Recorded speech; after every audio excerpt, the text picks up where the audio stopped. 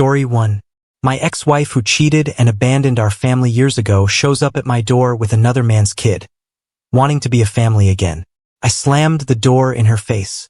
Some context here. My ex-wife, Angela, 36, and I, 37, male, had met when we were in our mid-20s. When I was around 24, we were working at the same firm, and that's how we met. After being in a relationship for 2 years, we got married, and within 3 years of our marriage, we had 2 daughters, now 9 and 7 years old. The second pregnancy was unexpected, and she wasn't happy about it, but she didn't terminate it, even though I had told her that it would be okay with me if she did, since I didn't want to put her through anything that she didn't want. After our first daughter, things were still great between us, and we were as in love as we could be. But that changed after the second pregnancy.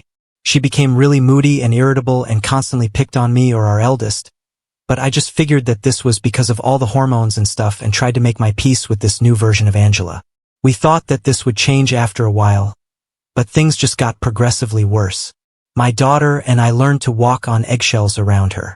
I was taking care of everything, even though she was supposed to be a stay-at-home mom. She had quit her job of her own volition after our first kid and did all the work around the house along with taking care of our eldest while I worked, until she got pregnant for a second time. We had to hire a housekeeper while she was pregnant because she said that she was too tired to do the work around the house along with looking after our kids. I agreed, even though it was slightly out of our budget since I wasn't earning enough at the time.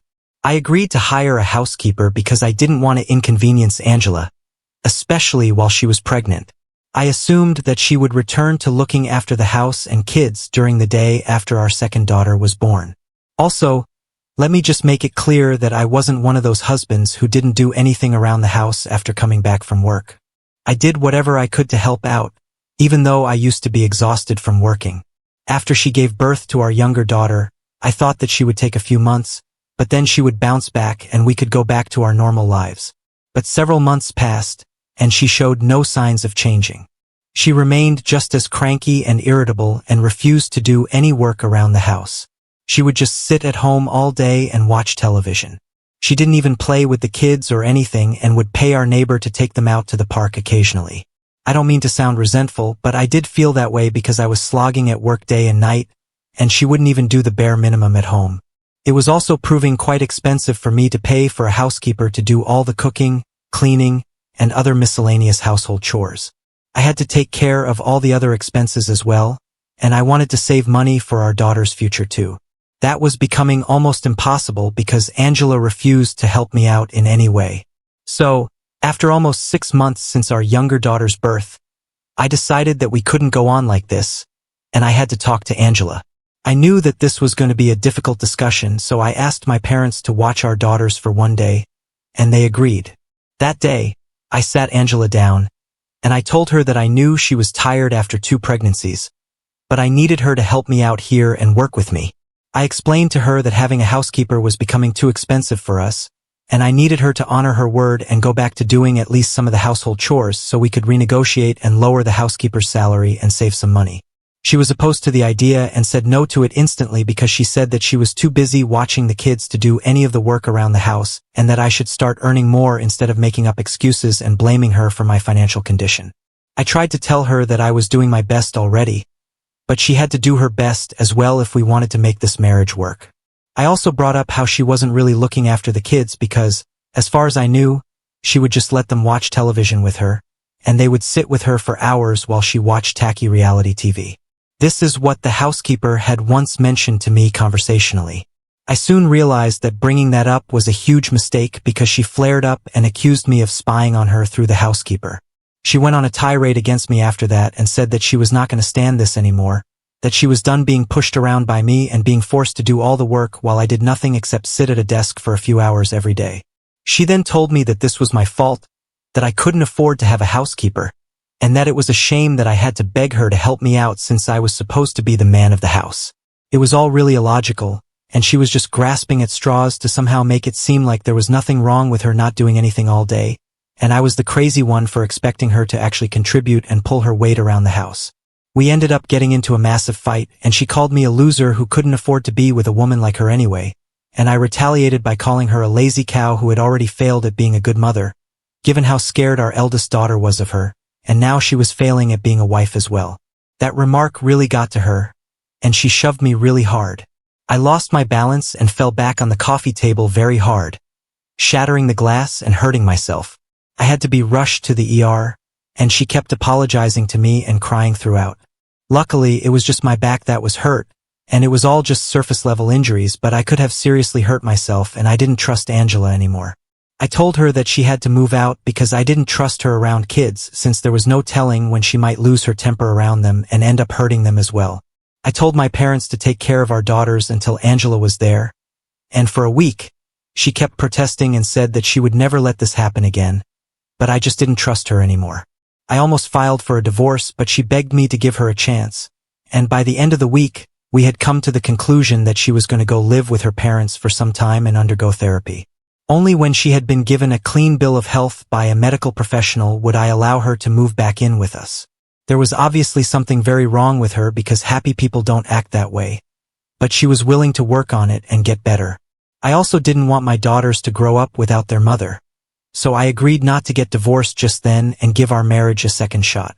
We were also getting marriage counseling while we were living separately, but eventually, it all turned out to be useless because she ended up cheating on me. My parents had moved in with me to help out with my daughters while Angela was living with her parents. We went to marriage counseling sessions weekly, and things seemed to be getting better for a while. I was also in touch with her therapist, who told me that she had been suffering from postpartum depression, but she was getting better. One of her symptoms had been anger issues, which she didn't have before, but it got way out of control when she shoved me, and that was a wake-up call for both of us. This went on for almost a year, and around the 6-month mark, I even allowed her to visit our daughters under my supervision. She was slowly becoming her old self again, and I was glad to see that it finally felt like our situation was improving, and we could actually make it work. But then, all of a sudden, she stopped coming to our counseling sessions without any explanation. She also stopped responding to me, but I knew that she was making progress since her therapist kept me updated. It didn't make sense to me, and for weeks, I kept trying to talk to her, but she would just blow me off and say that she wanted some time to herself. Finally, after almost 3 months of her avoiding me, I decided to pay her a visit to her parents' place. I hadn't done that earlier because her parents didn't like me and blamed me because they believed that I was the one who had driven their daughter crazy and made her act out like that. So, she had told me that it would be better if I didn't visit her while she was living with them since that would just lead to a lot of drama, and that's definitely the last thing that we needed. But I broke that rule and visited them anyway since she had been acting distant and blowing off counseling sessions. Even when she would show up occasionally, she would seem uninterested, and I just couldn't make sense of it. When I tried to talk to her in person, on the phone, or even by text, she would tell me that it was all fine, but I could make out from her behavior that there was certainly something that she was hiding from me. The day that I showed up at her parents' house, I expected her to be at home, but she wasn't there. When I asked her parents where she was, they told me that they weren't allowed to tell me and slammed the door shut on my face. I could tell that they were enjoying this, and I had a bad feeling about it, so I decided to call Angela while standing in front of her parents' house. I tried calling her several times, but she didn't pick up, and I was getting more and more paranoid by the second. So, I decided to sneak around the house and somehow get inside by myself. I went around to the backyard because I knew that her parents usually kept the kitchen door open, but I didn't even need to go that far because I spotted Angela sitting on the swing that her parents had in their backyard. The bad news was that she was sitting with her back to me because she was making out with a man that I didn't recognize. It's been a long time since I saw them, but it's imprinted in my brain because it was the most horrible moment of my life, and I haven't been able to forget it even today. The guy that she was making out with drew back as soon as he saw me, and by the time Angela turned around, I had already started walking back to my car. She caught up with me and tried to stop me, but I wasn't hearing anything that she was saying because I was in shock. She tried to grab me, but I shook her off and told her not to touch me. So she didn't, and I went back to my car and started driving back home. I blocked her everywhere as soon as I got home so she wouldn't have a chance to explain, and told my parents that I wanted them to look for a lawyer for me and informed them of what I had just witnessed when I visited Angela's parents' house. I didn't see her or hear from her until we had to meet with the court-appointed mediator for our divorce settlement. I had pretty much turned into a robot by that point and was just functioning for the sake of my daughters, but I had completely shut down emotionally. I didn't feel anything, Even when I found out that Angela was terminating her parental rights because she had made up her mind that she didn't want to be with us anymore, that she wanted to be with the guy, let's call him Sean, that I saw her with the other day. He was her childhood friend, and while they had grown apart after high school ended, they had reconnected when she moved back in with her parents, and she had apparently fallen in love with him. Her parents also supported this, which is probably why they had been right about her making out with him in their backyard despite being a married woman with 2 kids. Apparently, they had always wanted her to end up with Sean, and they were happy that Angela was finally choosing herself and her own happiness as if she had ever been capable of doing anything other than that. The divorce was a long process because even though she had been cheating on me, she still wanted to qualify for alimony. It took us a while, but my lawyer and I fought hard and made sure that she didn't get anything in the divorce because it was all rightfully mine since I had been the one paying for everything for so long while she did nothing but watch television at home. It has been 5 years since the divorce finally came through, and we succeeded in our goal to make sure that she walked away with nothing. The months in which I was dealing with the divorce were some of the hardest times for me, but I knew that I couldn't break because I had to look after my daughters since they had nobody except for me.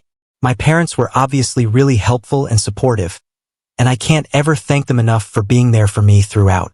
While I juggle work and taking care of my kids, it has been 5 years since, and even though back then the divorce seemed like the worst thing that could possibly happen to me, I'm thankful for it now because I don't think I would have been in the place that I am today had it not been for my decision to leave Angela. Life has really treated me well since then, and I'm in a much better place now in every respect.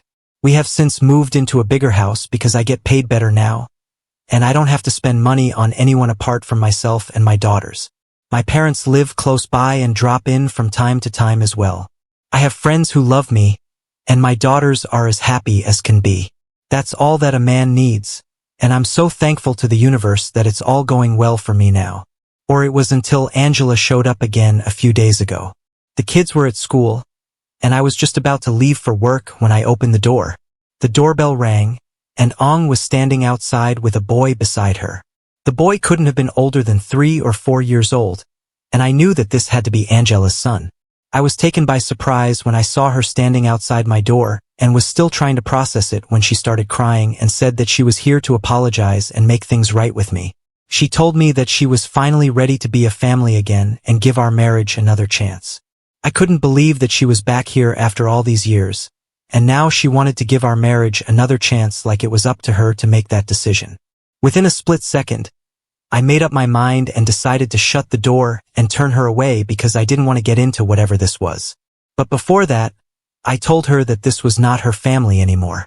I had stopped being her husband the day she cheated on me with Sean.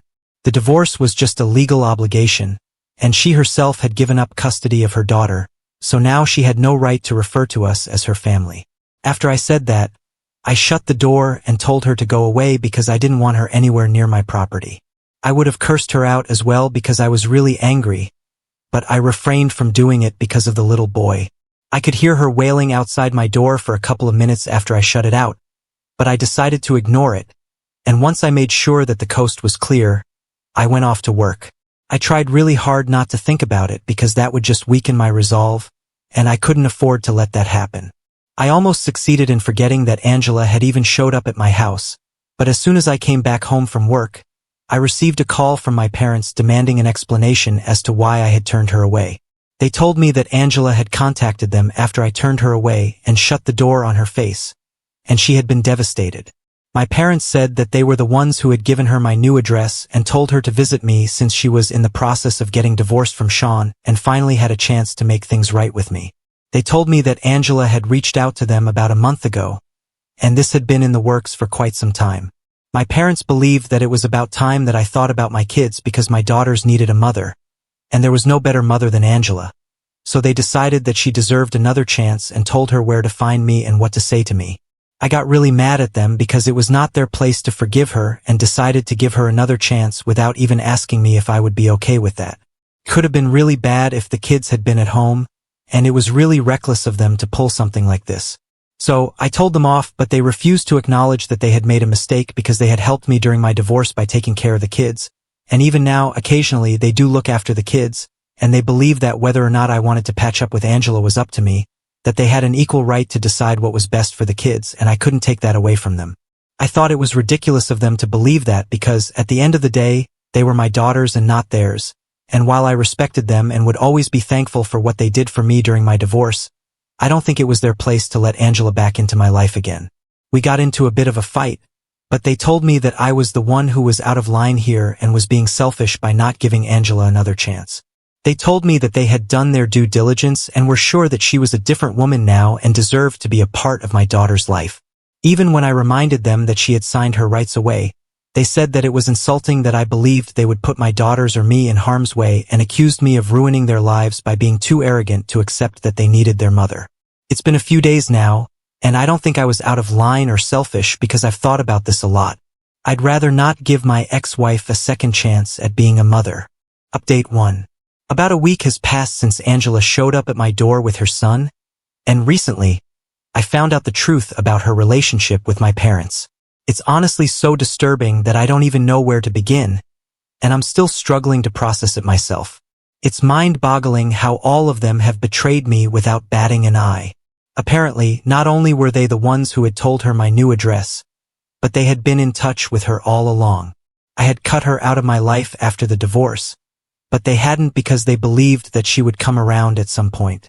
They wouldn't talk much, only once a month maybe, but that was enough for me to feel betrayed. Sean had made Angela sign away her rights after she was served with the divorce papers and had given her an ultimatum. Either abandon her family and make a new life with him, or she could keep in touch with her kids and fight for their custody. But that would mean that she would have to leave him behind. It had been a difficult choice for her to make, according to my parents, but she ended up going with Sean to make a new family with him instead of sticking with the family that she already had. My parents said that Angela had contacted them shortly after I filed for divorce to tell them about her situation and ask them to help her because she wanted to still stay in contact with her kids privately. She had told them that she had been backed into a corner by both of us. Either way, she wouldn't be able to see her kids because I had been fighting for full custody with supervised visitation rights, while Sean had instructed her to abandon her kids altogether. Even if she did fight for custody and went against Sean, the chances of her getting partial custody were slim given the circumstances of our divorce, also her history of having issues controlling her temper. So, fighting for custody seemed like a waste of her time and resources. There was a very real chance that she could lose both Sean and custody of our daughters in the end if she decided to fight, and that's before my parents came in. She met them in private and practically begged them to let her stay in touch with her daughters and help her out by acting as the bridge between them. She was aware that once she signed her rights away, she would not have any visiting rights, let alone supervision, but my parents would, and they planned on exploiting that. They successfully did so and fooled me for ages by going behind my back to allow Angela to meet our daughters, and they did so because Angela's situation struck a chord with them, and they realized that they couldn't in good conscience keep a mother apart from her kids. Stabbing their own son in the back for years, however, didn't hurt their conscience one bit.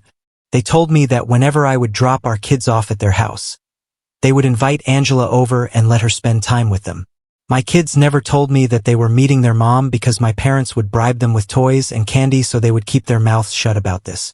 Anytime I would ask them about what they had done at their grandparents' house, my daughters would tell me that they played games with my grandparents and their friends.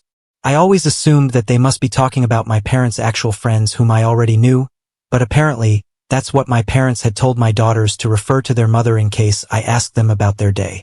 I couldn't believe that my daughters had been lying to me as well, but I forgave them because they're just kids, and also because Angela and my parents had really manipulated and intimidated them into keeping quiet. After I learned the truth from my parents, when I asked my daughters if they had been meeting their mother behind my back, they started crying and told me that they couldn't tell me because they would be punished by God if they did. So, Angela and my parents must have really drilled it into their heads that there would be dire consequences if they told me the truth, and that's why they had been so secretive and vague all along. I also felt like a terrible father for never asking my daughters which friends of my parents they were spending time with because it just as easily could have been someone else, someone more dangerous than Angela, and I never would have found out. But I'm going to put an end to it now since I'm getting a restraining order against all of them. I already have written proof of this since my parents sent an email to me to tell me the truth a couple of days after my fight with them. They had believed that the email was going to make me realize how desperate Angela was to remain a mother to her daughters without losing the alleged love of her life, and that would somehow make me forgive everyone involved. But all that it did was make me realize that everyone here was a nasty little liar, and I couldn't trust anybody anymore. It's also ironic how Angela signed away her parental rights and had to resort to meeting our kids in secret like it was a crime. All because Sean didn't want her to have any contact with her previous family, and he was supposed to be her one true love. But now, even they were getting divorced, and all that turned out to be for nothing. They even had a son together, but according to my parents, Sean wanted nothing to do with her or his kid now because he had received a job offer and was moving away in a couple of months. Angela had started working again recently, and their son had started kindergarten here, so she didn't want to move with him, which is why they had been fighting for a long time.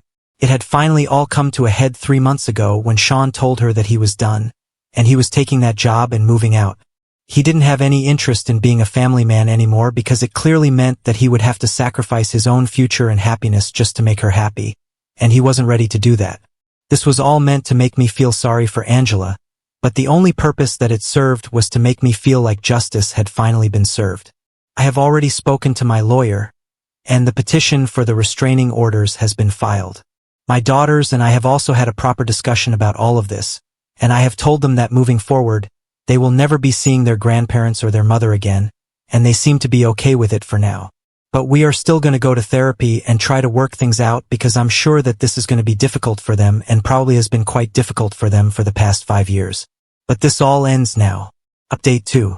Hey guys. Thank you so much for all the concern and support here. I'm really grateful that so many people have been sending lovely messages and blessings to my daughters. My parents and Angela have been served with restraining orders and are supposed to appear in court in a few days. I don't know how they feel about any of this because I have blocked them on every possible platform, and I've also told my friends not to speak to them in case they contact them. I have also amped up the security around my house and have been working from home for a couple of days. I had spoken to my daughter's school authorities and told them about the situation. Initially, I didn't intend to let them go to school for a few days, but I didn't want their education to suffer because of Angela and my parents. So, now teachers are supposed to keep an eye on them and not let anyone apart from me pick them up after school. I'm doing everything in my power to make sure that they can't get to us because I'm sure that they will try.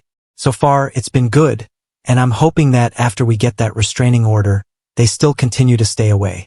Update 3.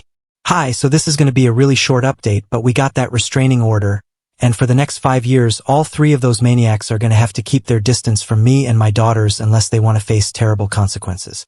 Obviously, I'm still keeping all the security measures that I took in place for a while because the last I saw them, they looked really pissed and I don't want to risk anything.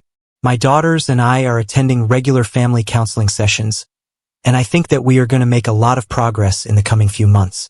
We have already made considerable progress. Honestly, all I want now is for my daughters to be happy, and that's it. So, please keep sending us your best wishes. We need it. Now on to the next story. Story 2. Before we start, if you're enjoying this video so far, please consider liking and subscribing to the channel. Now let's continue. My son was falsely accused and I reported him to the authorities.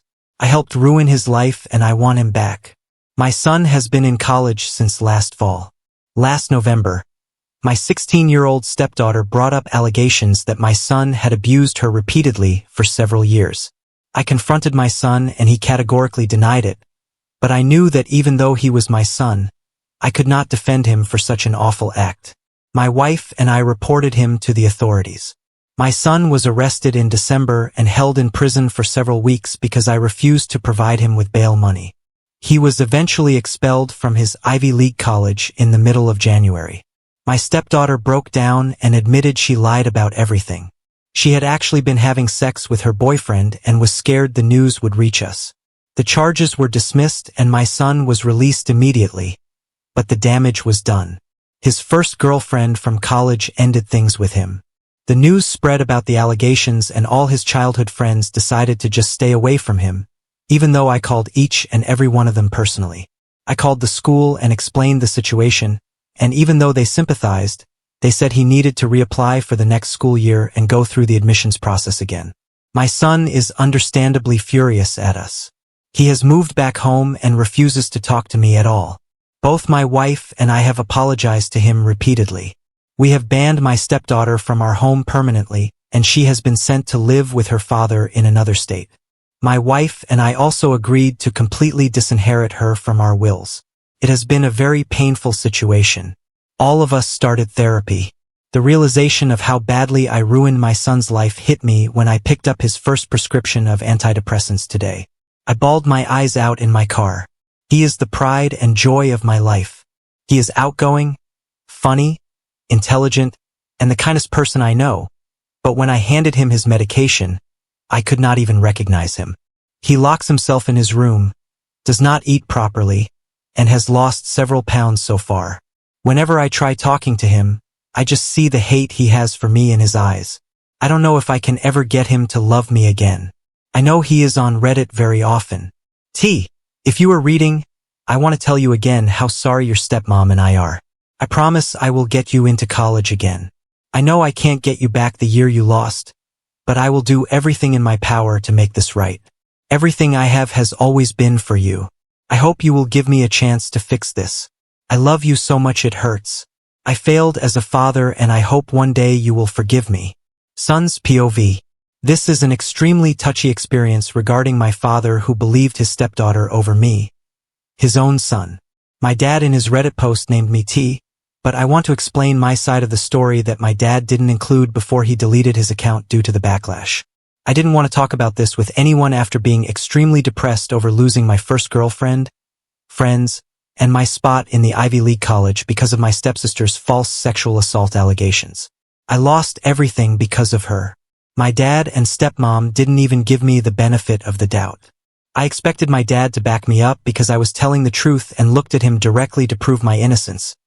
But he didn't believe me and got me arrested and I couldn't make bail. I was so angry at my father for not believing. I don't care about the apologies he and my stepmom said to me because it won't undo all the damage they have done to me. I couldn't move forward with this. I had to get antidepressants because I couldn't take it anymore. The only one who was there for me was my childhood friend Ruka, not her real name, who, unlike all the others, decided to give me another chance. She has been there for me throughout all these years after no one believed me. Ruka is from a Japanese family. Me and her got married 5 years ago and her family is very sweet. Ruka and I hung out a lot after she supported me throughout all this mess my stepsister caused. I know my stepsister got slapped in the face after she told the truth about what happened.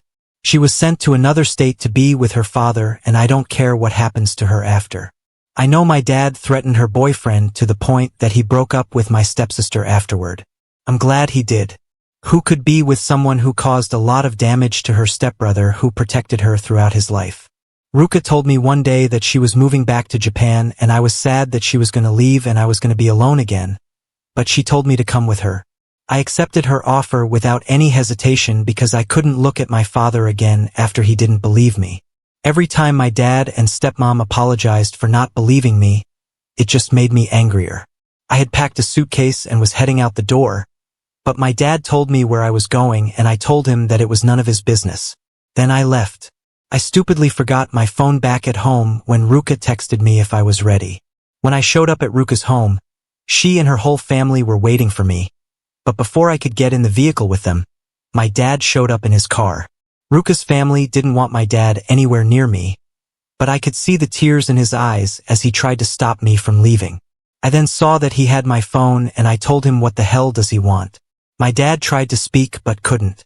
I took my phone back from him. He started apologizing profusely for how much of a failure of a father he was for not believing me when my stepsister accused me of sexual assault when in reality she was having sex with her boyfriend. I straight up told my dad he failed. I couldn't hold back the tears and cried as well. I told him what he did was unforgivable and that I found his Reddit post and told him that the way he was trying to self-victimize himself for sympathy was a cowardly move. I told him why did he not believe me? I thought he had my back. My dad couldn't utter the word to give a response. I berated him and called him every name in the book. I told him that everyone hated me because of my stepsister's lies and I still had a broken heart after my first girlfriend left me because of stepsister's false accusations. Everyone I know and used to be friends with called me a monster. I told him that I was going to move in with Ruka's family because I couldn't stand him anymore with his empty apologies that meant nothing to me. It just made me angrier. I told him nothing would change my mind after my image and reputation among people I knew was destroyed because of my stepsister. He begged me tearfully not to go and even dropped to his knees while crying. Ruka quietly told me that I should forgive him. I told her I didn't want to because everything I did before all of this went down was for my dad's sake to be proud of me. I did everything for my father and did my best to impress him after working hard to get into the Ivy League college. I told my dad I didn't see him as my father anymore and that he should find someone else because my father died when he didn't believe me when I was telling him the truth the entire time. I got in the vehicle with Ruka's family and left. As I turned around one last time to see my dad on the ground in a curled-up position crying his eyes out as some neighbors checked up on him. I was scared when I arrived in Japan. I didn't know any of Japan's culture, but I'm slowly learning. Ruka and I started dating after 2 months of moving to Japan, and I've met some friendly people while I'm here. It's been several years since what happened, and Ruka and I have been happily married, but we agreed to not have any children. All I can say is that applying for citizenship is extremely difficult than I thought. The last I heard from my dad was that he ended it after several weeks since the last time I saw him. I don't know why he called me T in his original post, but now I know why. But I still have never forgiven him. I had no one when the false sexual allegations happened, and I thought my dad at least had my back. Before I decide to leave this account, I want to say that Ruka's family has always seen me as a son, because Ruka was an only child. But another fact is that one of Ruka's family members was falsely accused of sexual allegations that cost him his house, job, image, reputation, and friends. He was later proven innocent, but the damage was done. Ruka's family wasn't aware of the false sexual allegations until I told them. Ruka didn't tell them because she still had hoped that the sexual allegations were not true.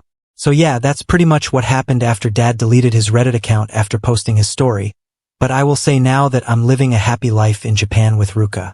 Thanks for listening to my side of the story. Edit. First, I wanted to clarify a few things. Those people who think this is fake, well, it's not.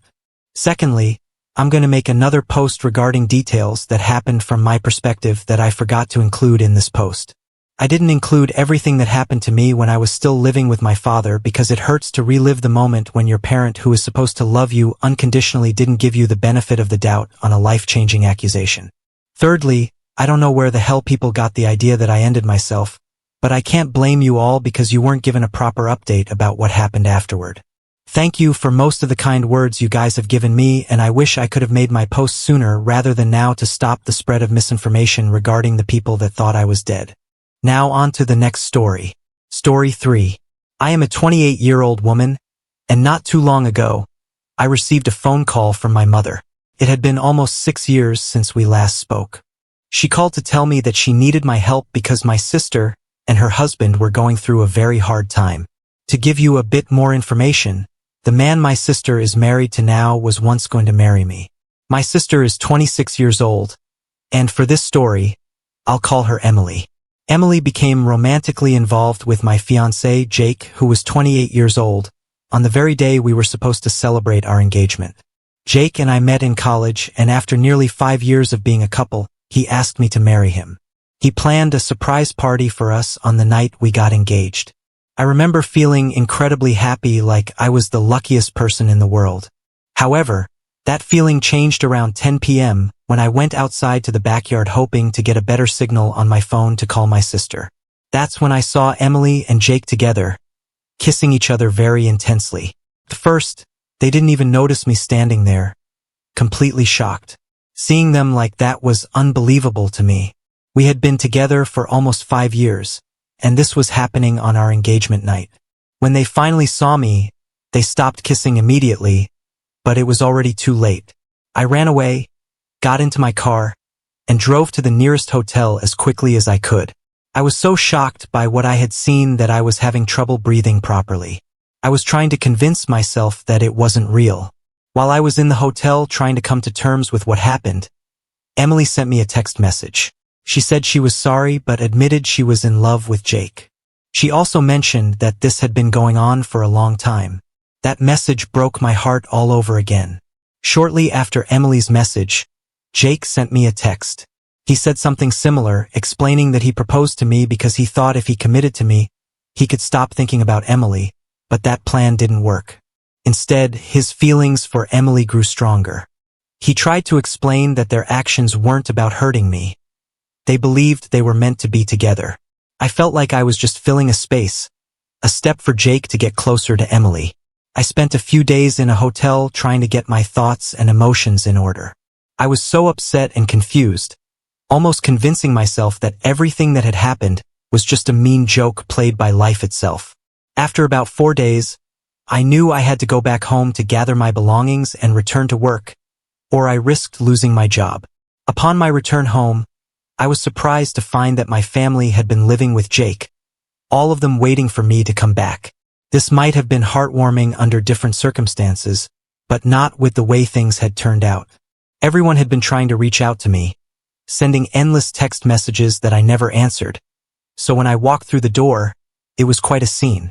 Everyone rushed to hug me and express how happy they were to see me. Emily too approached me with tears in her eyes and gave me a big hug. I was so overwhelmed by everything that I couldn't even respond. I just stood there quietly while everyone was fussing around me. After things settled down a bit, I gathered my courage and announced that I was only there to pick up my things and leave for good. Jake had been quiet up until then, but at my announcement, he spoke up to say he was moving out to live with Emily since everything was out in the open now. My family seemed oddly happy, smiling widely despite the situation not being a happy one for me. Emily stood close to Jake, giving me a sad look but still smiling. I couldn't understand their reactions and finally asked my family why they were smiling.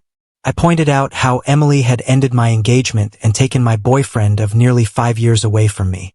There was nothing funny or sweet about that.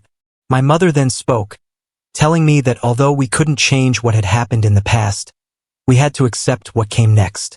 She was suggesting that moving forward and embracing the future was the only way to deal with the situation. My family made it clear that they saw a future where Emily and Jake were together, despite how their relationship started. They admitted that the way Emily and Jake got together was wrong because it involved cheating, and they were sorry for that.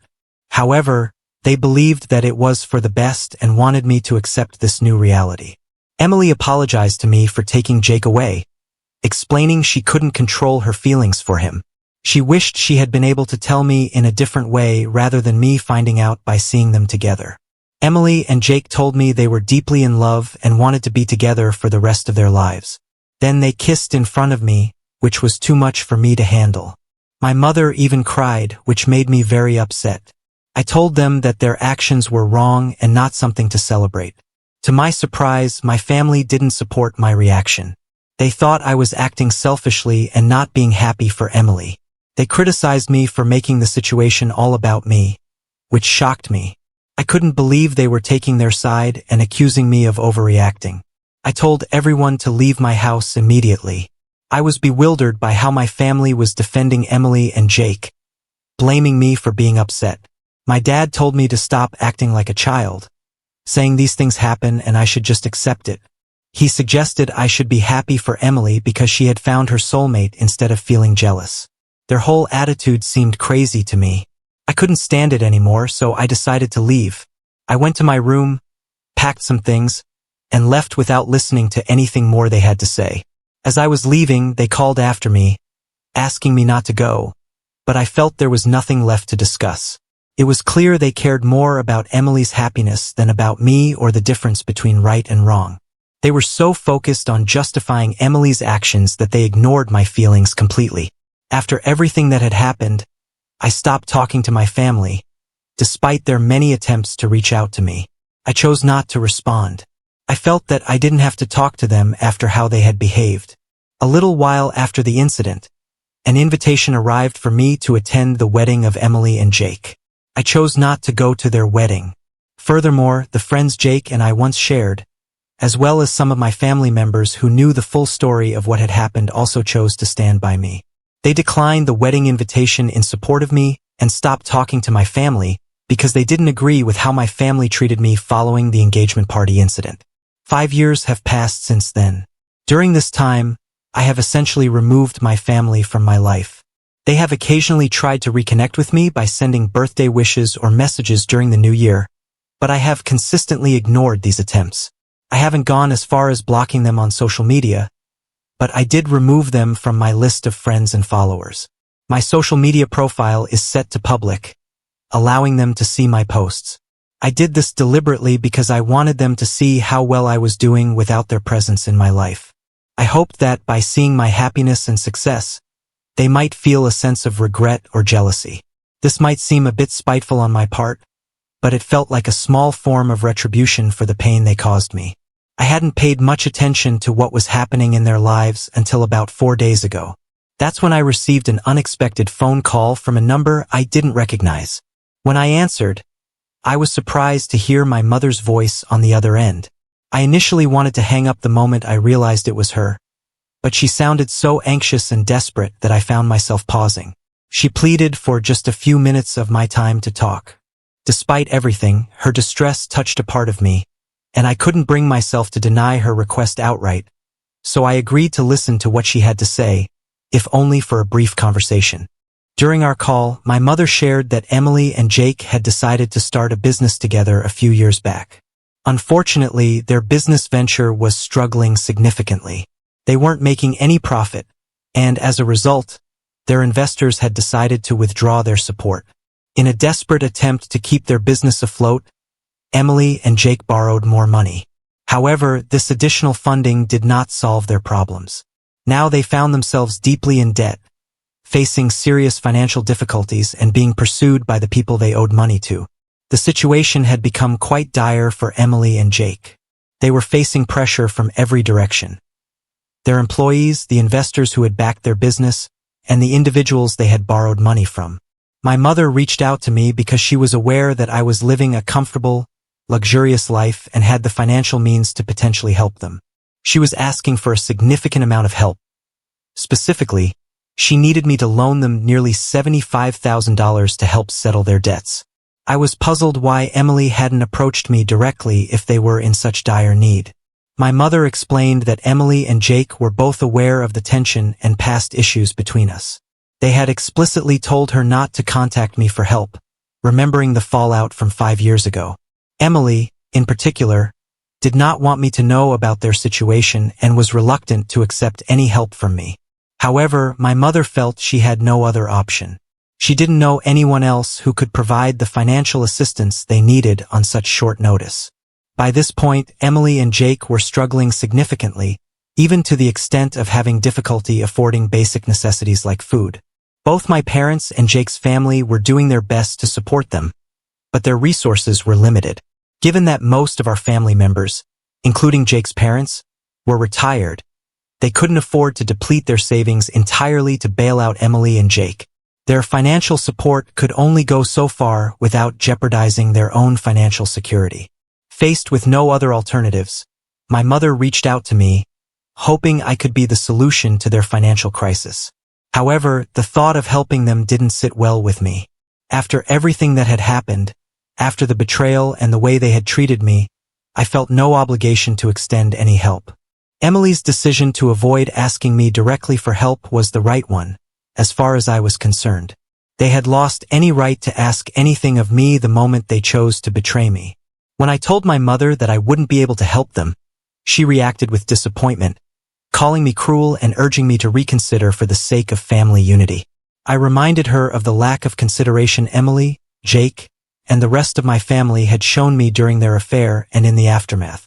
My family had chosen to support Emily and Jake without a second thought for my feelings. Therefore, I felt no obligation to think of them now in their time of need. Achieving the success I have today wasn't easy. It took a lot of hard work and dedication. So the idea of giving away $75,000 to 2 people who betrayed me didn't seem right. When I expressed my refusal, my mother became very emotional over the phone. She cried, telling me she never imagined I would become someone she viewed as selfish. She warned me that my sister and her husband were facing serious trouble and that if I didn't help, the consequences would be severe. Despite her emotional plea, I remained firm in my decision and ended the call. Following that conversation, my mother began sending me messages almost every hour, trying to persuade me to change my mind. She insisted that seeking revenge at this time was petty, and that the situation Emily was in demanded immediate help. She feared that if I didn't assist, I would come to regret it later. I found myself at a loss for words, not wanting to be seen as the villain in this scenario, wondering if I was in the wrong for refusing to offer financial aid to my sister after she had a role in such a significant betrayal. I sought opinions from others. Eventually, I made the decision to block my family on all forms of communication. I hadn't done so before for two main reasons. First, I wanted them to see my life successes and feel a sense of envy, and second, I worried that cutting ties completely might be something I'd regret if anything bad happened to them. However, I've reached a point where those concerns no longer hold weight for me. Reflecting on it, I realized I should have removed them from my life much sooner. The reluctance to help my sister now doesn't stem from pettiness. It feels like the most logical step. They've already squandered a significant amount of money, and I doubt that lending them more would solve their problems. It's unlikely they'd be able to repay a sum as large as $75,000. While I'm financially stable, that doesn't mean I can afford to give away such a large amount without expecting it back. Even if the situation involved a close friend, I would still expect repayment. Given that Emily and Jake are neither close to me nor in a position to repay, my decision to not provide financial assistance feels justified. I saw no good reason to offer them help. It was pretty straightforward. I talked to a few of my friends to see what they thought about the situation, and they all agreed with me. They said I was right not to lend the money, not because I wanted revenge, but because it didn't make sense to help people who had hurt me before. After that, I blocked my mother on my phone and social media so she couldn't send me guilt-ridden messages anymore. With her blocked, I felt relieved and free from any further pressure. Then something unexpected happened. While I was at work, my neighbor called me. She said there was a couple outside my house yelling for me, refusing to go away. They had been there for about an hour, causing a commotion. I had a strong feeling I knew who it was even before my neighbor described them to me. Sure enough, her description confirmed my suspicions that it was Emily and Jake causing the trouble. My neighbor was concerned and said I needed to come home to handle the situation because she didn't trust their intentions, given Emily and Jake's history. I couldn't disagree. I thanked her for letting me know and rushed home, worried about what they might do. I made it back home in about 15 minutes and found them trying to pick up the lock on my front door. I confronted them, asking what they thought they were doing. In an attempt to call the police, I pulled out my phone, but Jake quickly knocked it from my hand. Emily approached me, saying they just wanted to talk and didn't want anything from me. At that moment, I was cautious and told them if they had something to say, it would have to be outside because I wasn't going to let them into my house. Whatever they needed to say, they would have to say it right there in my yard. They seemed okay with staying outside, which was a big relief for me. Inside my head, I was thinking that it would definitely not be a good idea to let Emily and Jake into my house. They were already showing signs of being pretty upset and aggressive, and since they mentioned they didn't want anything from me, I was confused but cautious about what they might say or do next. Emily began the conversation. She explained that my mom had filled her in on our phone call, including how I hadn't responded to any messages afterward and had gone as far as to block them on my phone and social media. Emily thought my behavior was really unfair. She pointed out that it had been 5 years since the incident that caused all the trouble between us. According to her, I should have been able to get past what happened by now. Instead, she accused me of just trying to make a scene and attract attention from our family by acting in a way that she considered childish and overly dramatic. She felt very insulted because I had refused to help them out financially when they were in a tough spot. The reason she came to talk to me was about the financial help they needed. Emily told me that she had managed to scrape together some money for the time being by selling their house and all their jewelry, but she was worried about what would happen in the future since she couldn't sell their house and jewelry again. She wanted to know if she could rely on me to help them out if they needed financial assistance later on. I was very clear in my response.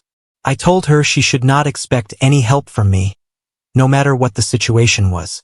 I was really upset by their nerve to even ask for such a thing, and I even told her that it was taking a lot of effort for me not to lose my temper right then and there. I suggested that it would be best for them if they just left. But then Jake said something that really shocked me. He insisted that they wouldn't leave until I signed some sort of document promising that I would give them money in the future whenever they needed it. This idea seemed completely ridiculous to me. Even if I were somehow forced into signing such a document, I knew that it couldn't be legally binding. I'm pretty sure the law doesn't allow for contracts to be enforced if one party is pressured or forced into signing, and the idea that they thought they could manipulate me into agreeing to such a thing was ludicrous.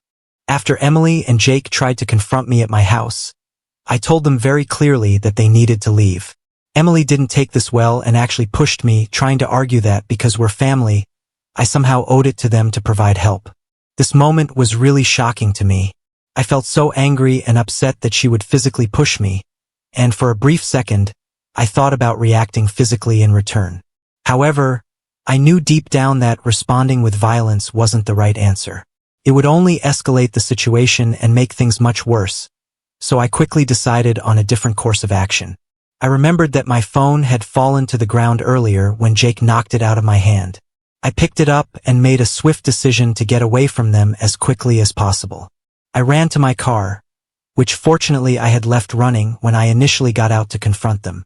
This allowed me to get into the car and drive away quickly without having to waste any time starting the engine or checking to see if they were following me. I didn't even glance in my rearview mirror because my main focus was putting as much distance between us as possible. Once I felt I was far enough away and safe, I called the police to report what had happened. I explained the entire situation, from the unexpected confrontation to their refusal to leave my property. After making the call, I drove back towards my house, timing my return so that I arrived just as the police did, about 20 minutes later. I told the police officers everything, providing a full account of the events. They listened and then took action by arresting Emily and Jake. While I was aware that the legal consequences they faced might not be very severe, the fact that the police took them away gave me some peace of mind. It meant I didn't have to deal directly with them anymore, at least for the time being. In the hours that followed their arrest, I was surprised by the silence from my family. I had expected someone to reach out, perhaps to argue on Emily and Jake's behalf or to criticize my actions. But there was nothing. No phone calls, no messages from other family members. This silence made me wonder. Perhaps my family had finally decided to respect my boundaries and leave me alone, or alternatively, they might be waiting for the right time to contact me, possibly hoping that emotions would cool down and they could approach me in a different way later on. A week went by since that intense day, and during that time, I began to think that maybe, just maybe, my family had decided not to bother me any further. Calling the police on Emily and Jake might have sent a clear message that I was serious about enforcing my boundaries. However, I soon realized that my hope for a peaceful resolution might have been premature. After everything that had happened, I thought I had finally put some distance between myself and my family's attempts to reach out, but life had another twist waiting for me. This time, it wasn't Emily or Jake trying to get in touch. It was my parents. They came to my house yesterday, wanting to have a conversation with me. Seeing them at my doorstep was unexpected. They didn't have the same demanding presence as Emily and Jake did. Instead, they appeared more humble and remorseful, which made me decide to let them inside. As soon as we were inside, my mother couldn't hold back her tears. She immediately began to apologize for taking Emily's side instead of mine. Right from the moment she stepped into the house, it was clear that my mother was deeply regretful of her past actions, and her apology seemed sincere. My father, standing by her side, shared his perspective as well. He explained that after they found out about Emily and Jake's arrest and the fact that they had physically pushed me, they started to see things differently. This incident made them realize how wrongly they had acted, leading them to decide to cut off ties with Emily and Jake. Throughout their visit, my mother continued to cry, showing how sorry she was. My father took the time to express their apologies for not supporting me from the beginning. They admitted that they had made a mistake by siding with Emily, acknowledging that I was the one who had been wronged all along. I listened to them and told them that I appreciated their apologies and their willingness to see their mistakes. However, I also made it clear that for me, it felt like too much time had passed for us to just go back to how things were. I had become accustomed to living my life according to my own rules, making decisions for myself without their influence. While I was thankful for their visit and their attempt to apologize, I couldn't see myself putting in the effort to repair our relationship. The past actions and decisions had caused too much damage, and trying to mend our relationship now seemed pointless. Even though they were my parents, they seemed hopeful at first, believing that we could fix our relationship if we all really wanted to. But that was the crux of the issue. I no longer had the desire to make amends. I had found a sense of peace in living independently, away from the family drama. I respected their attempt to make things right, but I had to be honest with them and myself. I was done trying to salvage what had been broken. They looked a bit disappointed by my response, but they eventually accepted my decision. Before leaving, they asked if I would consider unblocking them, just so we could keep some lines of communication open. After some thought, I agreed to unblock them. It was a strange decision to make, considering everything, but I felt it was an okay compromise, so I unblocked my parents, marking a peculiar chapter in our ongoing family saga. It felt odd, but perhaps it was a small step towards something, even if it wasn't a full reconciliation. Now on to the next story. Story 4. My ex-fiancé wants to catch up after he left me at the altar. My ex-fiancé, Derek, disappeared the morning of our wedding 2 years ago, evading all attempts to reach him for myself and his family. It was devastating and absolutely soul-crushing, and the event was turned into a party to distract from the pain of the unknown. Afterward, I returned to my apartment, husbandless, and slept on the bathroom floor in my wedding dress. His mother ended up coming to the apartment when she informed me tearfully that Derek had run off with an ex of his and that they had apparently reconnected a week prior to the wedding. He just couldn't go through with it, opting instead to rekindle his relationship with his ex. His family was horrified. I didn't hear from him until 3 months after he left. He called me, apologized, and then went on to reveal that his ex had been hiding his child from him, which he just found out about, and that he wanted to be with them. The whole situation left me numb. I didn't care about anything anymore after that for a long time. Thankfully, my friends didn't continue to be there for me throughout this entire mess. They've encouraged me to seek therapy and work on healing. I'll be honest, it was terribly difficult at first, but after a few years, I finally felt like myself again. I've since moved to the United Kingdom for a change in scenery. Last night, I got a message request on Instagram, and it was Derek. The message stated that he had heard about my move to Wales, and that he'd be traveling to Cardiff towards the end of July. He told me that he was deeply sorry about everything and wanted to discuss what really happened leading up to the wedding. He ended the message hoping that he wasn't overwhelming me and told me to message back letting him know if I'd like to talk about things over lunch. I have no idea who told him about my move, and I don't know if I craved closure from him, but I also don't want to immediately decline only to regret my decision. Should I think about it before coming to a decision? Would it be wiser to decline flat out, or should I humor him and listen to what he has to say? Update. My ex-fiancé wants to catch up after he left me at the altar. I decided not to respond to his message. A day later, however, I received another message from him. To sum it up, he apologized for how deceitful his initial message was and explained why he had reached out to me. Essentially, he wanted to discuss that final week before our wedding, in the events that led up to him running away from our wedding. My ex-fiancé was diagnosed with post-traumatic stress disorder with avoidant attributions from past experiences. His diagnosis did provide quite a bit of clarity looking back at our relationship and his past behavior, so I truly feel for him and his journey of self-healing. However, despite his struggles, I still told him that I couldn't forgive him for a selfish act of leaving me in a constant state of what felt like hell for 3 months, unsure of why he had abandoned me in the first place. He told me he understood, and I ultimately agreed to meet him for lunch, and I don't regret it. He's not with the ex he originally left me to be with. She ended up passing away 6 months after he left me at the altar, which is part of the reason why she reached out to him in the first place. Since then, he's been working on himself through therapy and navigating what it's like to be a single father, considering that the child turned out to be his. Our lunch wasn't too long, but it was all around eye-opening on both sides. At the end of the lunch, he handed over an envelope which contained all the money we spent preparing for the wedding. I was honestly dumbfounded. It wasn't a gesture I was expecting on his behalf, and I think he was taken aback when I returned the ring he gave me.